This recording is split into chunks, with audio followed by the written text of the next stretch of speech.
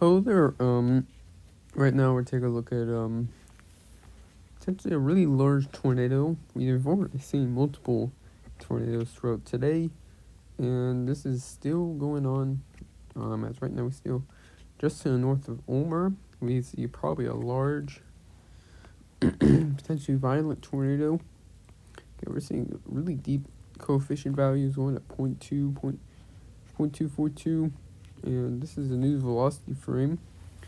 Seeing one bound around 115, around like 55 on the other side, it seems, and then you divide that by like 2, and that's your V-rot, and then you can put that into knots. I don't even know what that goes to, what that translates to, but this is quite a huge tornado, and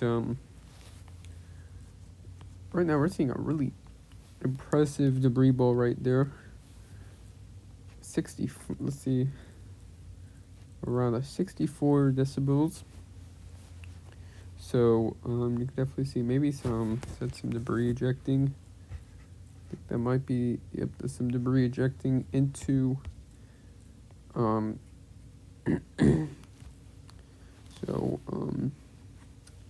definitely not some good news, as you're seeing going into the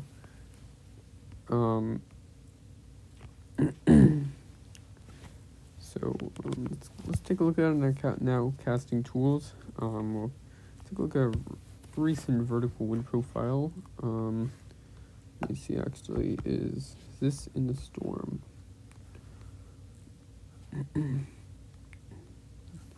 Actually, it's beginning interference no matter what, so take a look at KCLX. This is from Charleston. Pretty big photograph right there, seeing pretty much a due southerly surface flow. Tons of veering in the lowest 3 kilometers. Pretty classic looking Dixie photograph, really, based off the shape of it. And let's take a look at our photograph map as well. Large photographs, tons of veering. It's a pretty classic, really classic Dixie photographs, seeing a lot of veering across the entire wind profile.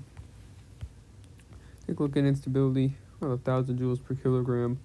Further north into the west, not too good. So we'll take a look at, we'll take a look back at it in a minute. At the tornado. So 72 over 68, 70 over 70, seems like that was hit by a storm.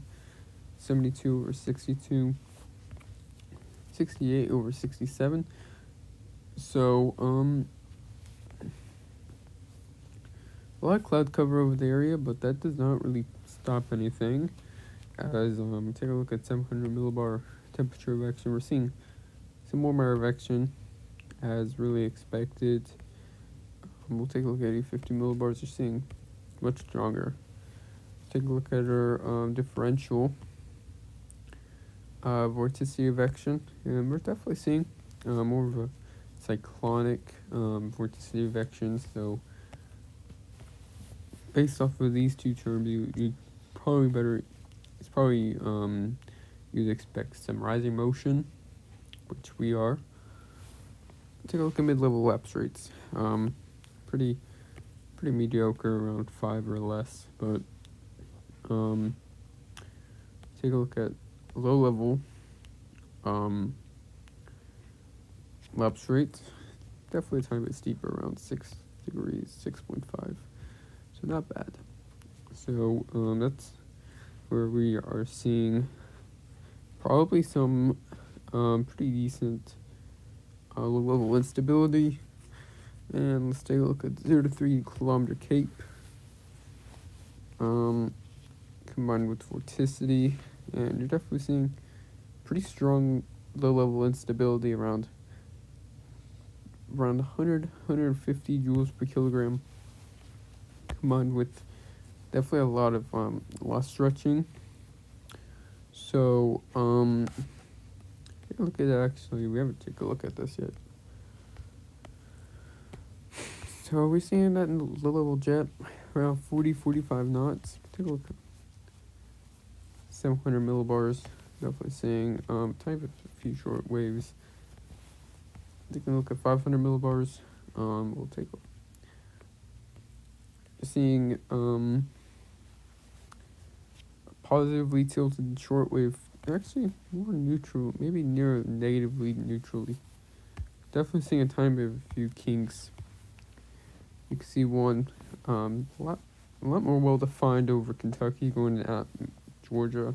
That's probably that negatively tilted trough is probably what's pushing this activity. And then further out west, we have another short wave, tiny bit of a more positively tilted short wave across Alabama. And then there's quite a few short waves though associated with this pretty broad long wave trough just off to the north and east, but I don't think it's actually associated. Let's take a look back at radar. And that's a ton of debris being ejected off until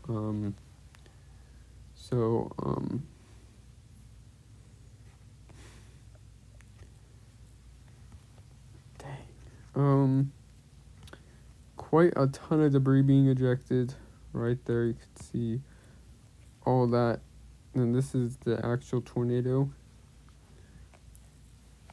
Dang, that is just 188, 130, 15. So